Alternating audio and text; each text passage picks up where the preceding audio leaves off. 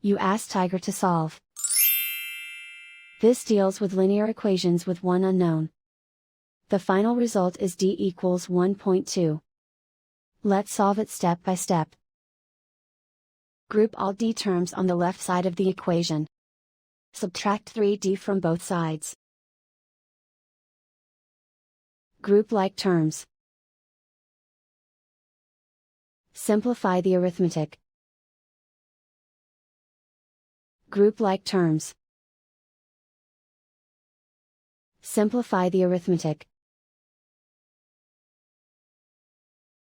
Group all constants on the right side of the equation. Add 9 to both sides. Simplify the arithmetic.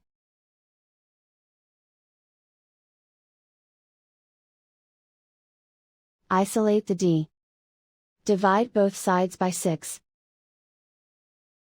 Simplify the fraction. Simplify the arithmetic. And so the final result is d equals 1.2.